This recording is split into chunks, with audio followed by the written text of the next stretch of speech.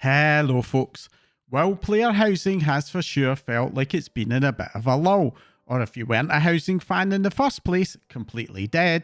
That is about to change in patch 12.10 with a load of fresh new additions. And some of those additions are a lot bigger than you would think from the original announcements, and in this video I'm going to take you through everything that you can expect when the new patch launches. By far, the one addition that I have been looking forward to for quite some time is a bit more space to grow inside my house. And thanks to the addition of 3 new housing levels, we're getting just that. Now, if you've been wondering what happens to all of that extra housing XP you've been accumulating ever since you hit the cap, the good news is that it has all been banked and will be carried forwards, potentially allowing you to unlock some or even all of the levels in day 1. The total XP that is required for each level is on screen now.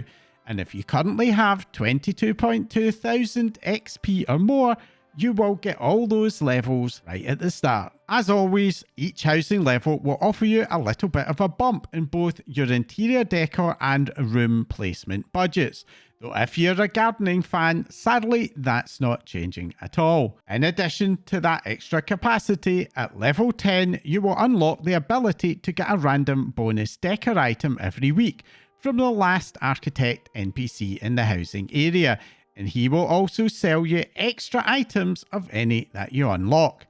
Right beside him is this orb, and clicking in the orb will take you into a little defense scenario where you fight wave after wave of enemies, and completing that awards yet another decor item, and this can also be repeated weekly. Level 11 offers you bonus room and interior budget. What this basically means is that the budgets will be increased in this level by far more than the normal level to level increase. And this is the level that you will want to shoot for if you're needing more space in your house for sure. And at level 12 you will also unlock large housing exteriors.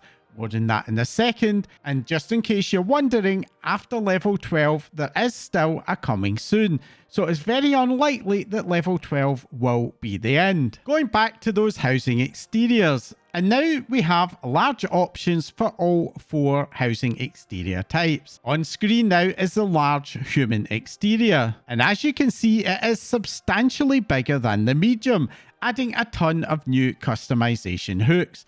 There aren't any extra options to attach to your house, but those extra hooks do nevertheless give you a ton of extra options to spice things up. Now, both of the Alliance housing types are, as I said, pretty big and really do fill out your outdoor plot. There is still some space outside, but it is pretty limited, and I suspect will feel cramped for many. So it's a pretty safe bet that this will be the end of further size increases unless the devs decide to start building upwards into multi-storey buildings. And I have a feeling that for many fans of decorating the exterior of your houses, you may well prefer to stick with some of the smaller sizes. That said, I really do like that large human house myself. I haven't managed to amass enough XP to unlock the Horde version, sadly, and I'm certainly not going to grind out Endeavours on the PTR, so I'm just going to put up some data mined screenshots of them, and I will say that my impression is that these are a bit more compact, especially the Blood Elf option, which seemingly just adds an extra tower. Now, if you don't currently have enough housing XP to unlock these on day 1, the main source of getting that precious XP is of course Endeavours. And if, like me, you've been finding the current Endeavours a little bit stale, then the good news is that there are 4 new options being added in the new patch. On the launch of the new patch, we're all going to be getting a brand new Amani Troll Endeavour, and this will be the only option in day 1, much the same way that we were locked into the Silver Moon Endeavour at the launch of the Midnight expansion. But after that's over, we'll also be getting 3 more Endeavours added to the wider pool, including a Bakar and Centaur version, Kobold Endeavour, and a Tortolan one as well. These are of course very welcome additions, but at the same time, it does feel to me like the dev team are leaning heavily into the more quirky cultures in Azeroth. And while that's not a bad idea in itself, I do feel that there is a risk of them starting to feel a bit samey. For example, the aesthetics of the Kobold Décor for me does overlap quite a bit with the Haranir and Niffen Décor as well. More broadly though, I do hope that the dev team are taking a look at the pacing of those new housing levels and the Endeavours. A lot of us hit the current housing level cap in patch 12.05, and we'll be capping in day 1 of this new patch, meaning that the only reason to do Endeavours is basically to store up housing XP for a future release. I do think that banking the excess XP is better than losing it, but it would have been nice to have more of a sense of progression, and for me, the rollout of extra levels and indeed new Endeavours would benefit from being sped up quite a bit. And I also think that the Endeavour activities could also benefit from another design pass. I haven't dug into the activities for the new Endeavours in any depth, but at first glance, they do to me feel very similar to what we had in the first wave. Now, one really big addition to the new patch that wasn't even announced for housing in the patch announcement is some new artisanal rooms. These are essentially new room shapes and designs that are a lot more elaborate than the standard rooms, offering a wealth of unique features such as windows, platforms, and even little alcoves. And just like the daylight and nighttime exterior rooms, these are limited to having just one entrance, making them a bit of a dead end.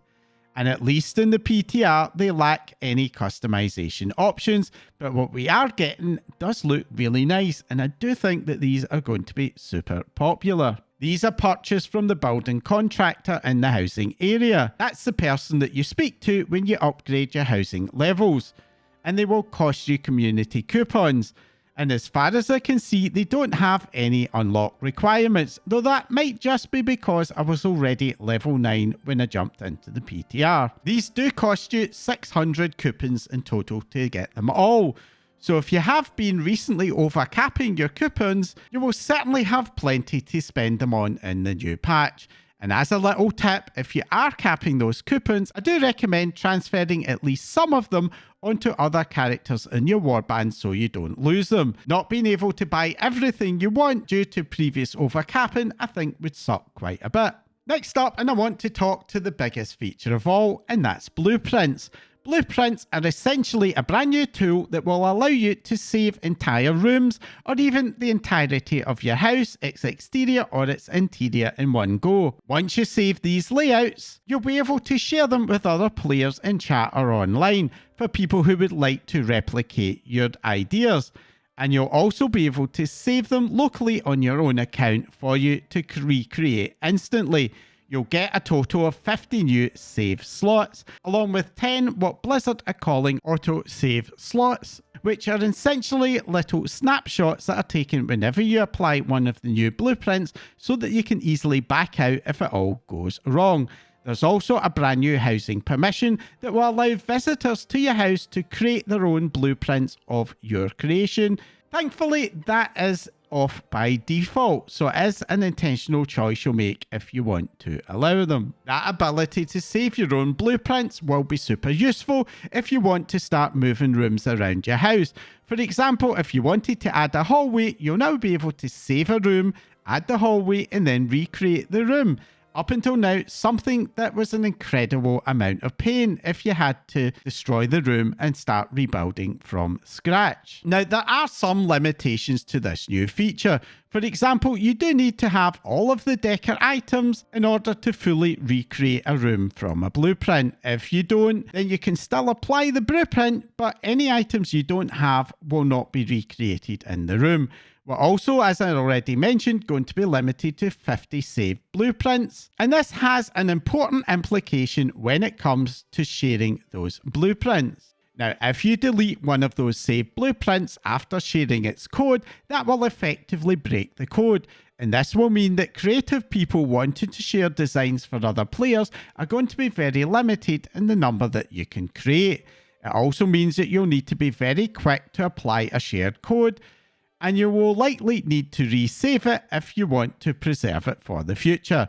And I'd also advise very strongly that you're very, very careful if you're ever tempted to buy a blueprint from another player, as I'm not aware of any way to make sure the code is valid other than using it. Another very anticipated feature of this new patch is the addition of pets to our houses. Brand new vendors in the housing area will now sell a selection of pet beds, and you can place up to 100 of these in your interiors or exteriors, and once placed, clicking on the customize options allow you to choose from a large subset of your battle pets to assign to the bed. There are options for the pet to remain stationary on the bed or to wander about, although that last option is only available inside. I did find that the movement options were somewhat limited. The pets don't move very far from the beds, and the very limited animation sets of the battle pets were very noticeable, and sometimes the pets' movements ended up looking quite unnatural, and I do think that this is something that could potentially end up disappointing some players. I will say that creating new sets of animations for a few hundred pets is very unrealistic, and I do think that the housing feature is better for this edition, even with its limitations. But at the same time, I am hoping that the developers see this as a version 0 and will see some iteration on it in the future, especially extending the range over which the pets can wander. And if you've been hoping to see your warband running about your house at some point, after seeing this initial release of pets, I do think that we are quite a long way off that particular option becoming viable. Now, along with those major additions, there are of course a few smaller additions as well that is worth running through. As you might expect, there's a ton of new Décor items that are being added for the patch, but it's not just for the brand new content. The housing vendors have also had a ton of new basic Décor items added to them. Now, I'm not going to go through every single item in this video, but one thing that did jump out at me is some new pre-made stair options with both straight and spiral versions.